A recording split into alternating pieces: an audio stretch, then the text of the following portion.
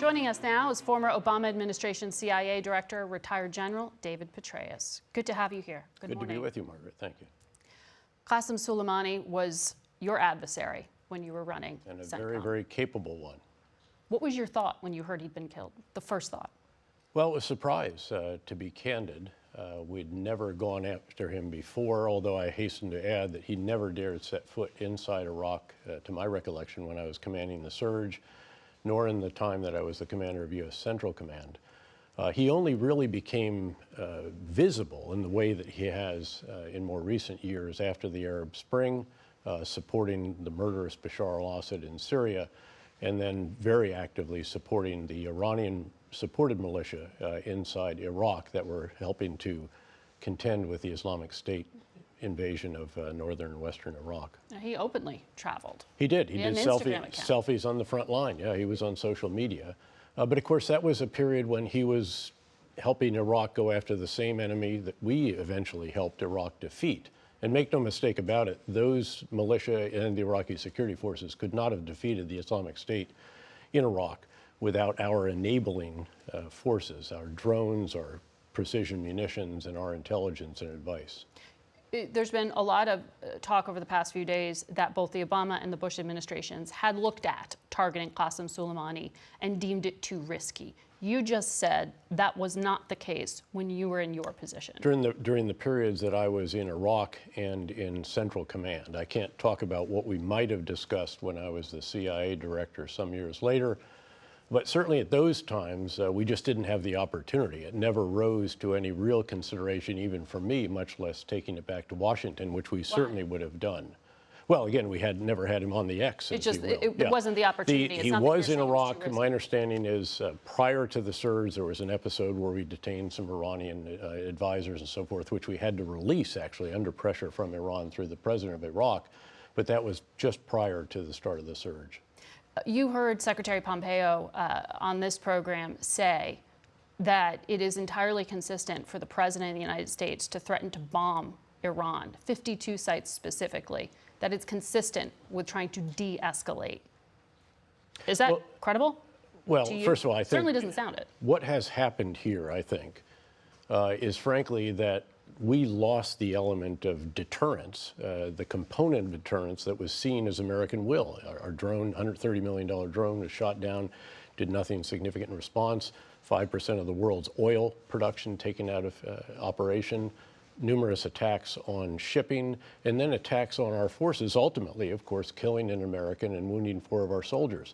So ultimately, the president appears to have decided that it was necessary to take an action to shore up deterrence, to show that we were not going to accept this. Does this do that? And then, does this deter? Well, you will have to see. Again, the question is now, what will Iran do? Will they dare to respond directly with Iranian missiles against our forces, our embassies, our bases, our shipping, or what have you, or do they continue to operate through proxies, which I'm pretty confident they will do? And then again, what is the scope of that?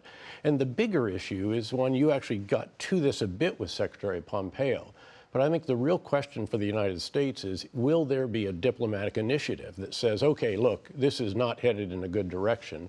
We truly do want to de-escalate. Everyone is going to lose if this continues to ratchet upward.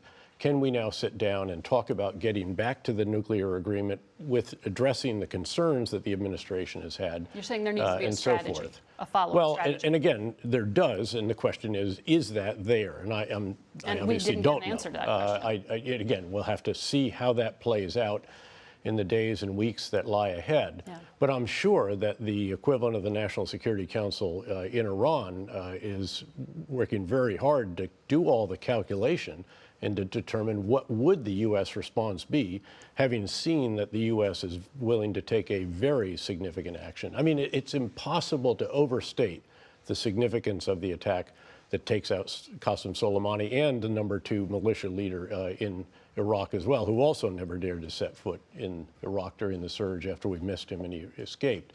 So this is bigger than bin Laden. It's bigger than Baghdadi. This is the equivalent in U.S. terms of the CIA director, CENTCOM commander, JSOC commander, and presidential envoy for the region for Iran. And the most powerful figure in Iran for the solidification of the Shia crescent and also the operational commander of the actions that they were pursuing. And if another country had taken out even one of the individuals you just listed there, how would the U.S. interpret that?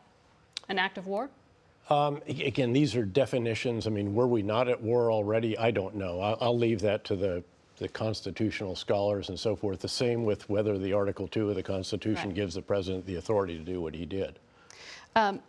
Iran's revolutionary regime, you heard Senator Murphy say they're stronger now than they've been. Economically, they're really on the ropes. I don't think that's entirely accurate. I mean, their economy is in dismal shape. Right. The people are demonstrating on the streets in unprecedented numbers since the revolution against the economic deprivation, the lack of employment opportunities, and the plummeting of their quality of life. So they're not, by the way, they're not that invested in the kinds of Iranian adventures that have been funded and carried out by the Revolutionary Guard Corps Quds Force under the leadership of Qassem Soleimani. They understandably they care about themselves and their families, and they're not that happy. But what I've had other military officials say to me is that all may be true. This may be a blow to the regime. Financially, they are struggling, but that the United States may be underestimating the brutality the regime is willing to take to keep themselves in power. That this is not a tip towards regime Oh, I change. don't underestimate that at all. There are 2 million besieged militia, they're called. These are thugs with pipes on the streets that will clear the streets to the extent that they can. That's in addition to the Revolutionary Guards Corps and the Armed Forces and Ministry of Interior Forces. So again, this regime is not going to go quietly into the night. And I don't think this leads to regime replacement or some kind of failure of the regime. That's not to be expected.